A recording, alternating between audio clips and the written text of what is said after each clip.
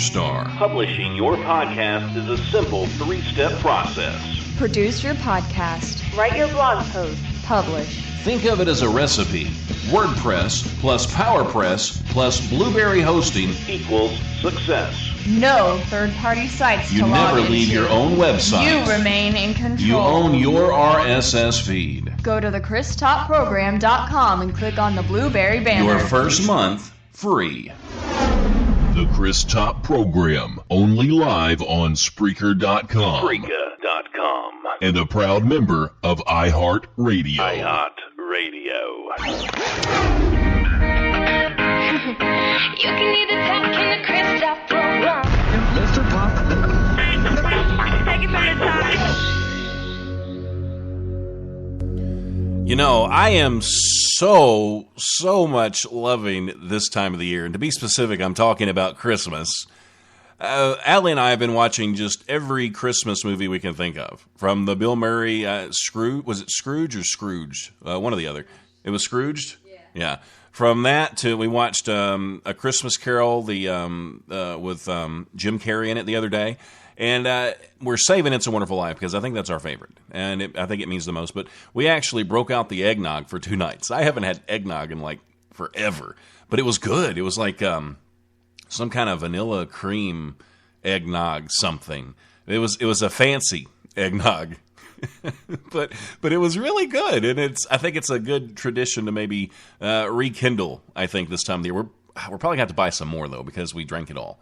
Which is okay. And I'm having my kids over for Christmas morning this year. I'm going to cook this big breakfast, and we've got some stockings for them on the wall and some other stuff. So I'm really excited. You know, I haven't been excited about Christmas in so long, and I know this is all I've been talking about, but it's a big part of me now, and I love the fact that I have the Christmas spirit back in my heart.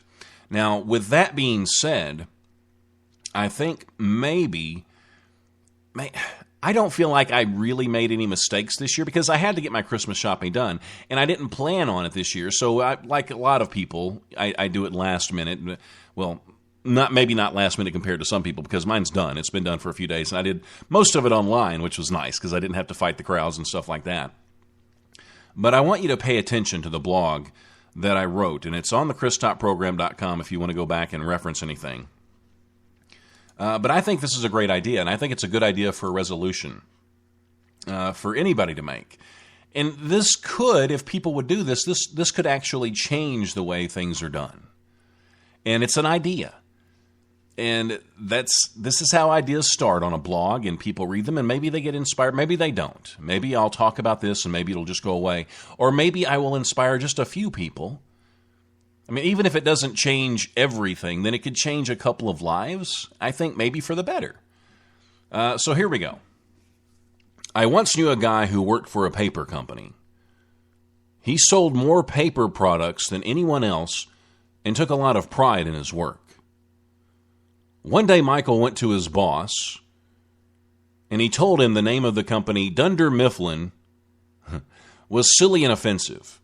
Michael continued to mention how he would fight to make sure the name Dunder Mifflin would be erased from history and simply be replaced with the name Paper Co. He took it a step further by telling his boss every paper company in the world should also be recognized by the name Paper Co., so no one was ever heard again. Michael also asked for a raise and extra vacation days from the company he so passionately spoke negatively about. Without hesitation, Michael's boss gave him more than he asked for and 2 extra weeks off a year instead of 1. I'd like to work for that guy, wouldn't you? Of course, this would never happen in the real world. It is obvious I made the whole scenario up. If you listen to the Chris Top program, you know I've always been a giant fan of The Office. It would be as far-fetched as retail stores refusing to wish everyone a Merry Christmas and still expecting people to spend cash in the establishment. Could you imagine the uproar this would cause from coast to coast if corporations all of a sudden made employees say, "Happy holidays. Happy holidays to you. Oh, what happy seasons of stuff." or something silly like that instead of Merry Christmas. Common sense tells us we should never bite the hand that feeds us. Here it is. I have a New Year's resolution for you. And this is really nothing new. I mean, Aunt Bertha used to do it, right? Because she didn't always have a lot of money close to Christmas, so she'd buy a little bit here and there. She'd have her Christmas shopping done by July, wouldn't she? Here we go. I have a New Year's resolution for you. This could sound silly to most, but any world-changing idea is always met with opposition in the beginning. It is a simple step, but if enough people make the same motion, we could cause a serious tidal wave in no time. And here's the resolution. And I'm going to do this. I am going to do this, and I'm going to be happier for it. All right, one more time. Here it is. In 2015, I will make sure all of my Christmas shopping is finished before Thanksgiving. I will purchase a little at a time, and no money will be charged on my credit card. Whoa. Wait a minute. That doesn't sound good. That means I won't have to fight through all the lines, and I won't have to drive through all the traffic, and I won't be paying back my credit card bills until I get my tax return back in April. That's a crazy notion. That's never going to work. Sure it can. Think about it. You see a good deal one day, you're out. Go ahead and take advantage of it. Look, I'm not one of those people that says, look, don't buy anything, make all your presents, just spend time. It's okay if you want to give people something for Christmas. I mean, it's part of it, right? Now, the blog goes on. Imagine a world where retail employees are not expected to work on Thanksgiving while families sit around the table with an empty chair. Think about sitting down to relax with your kids instead of cramming turkey down your throat so you can be the first in line at the department store 5 hours before the sale begins. And I saw this. I had to go to Walmart on Thanksgiving to pick up something. There were people standing in the lines that the store made hours before the sales started on Thanksgiving Day. Isn't that sad? Why on earth weren't they spending this time with their family? It was so they could go out and spend money they don't have to save a few bucks? See, it doesn't make sense, does it? Doesn't make sense at all. You can fight it. You can fight that. Just do your Christmas shopping in the fall. Do it in the summer. Do it in the spring. Don't worry about the lines. If enough people do it, eventually the retailers would get the message, hey, we can make just as much money all year. We don't have to push people on Black Friday. We can actually close down Walmart on Thanksgiving and let our employees stay home with their family. Come back the next day, maybe have a sale. I don't know. Imagine the message that would send across the country if people actually did this.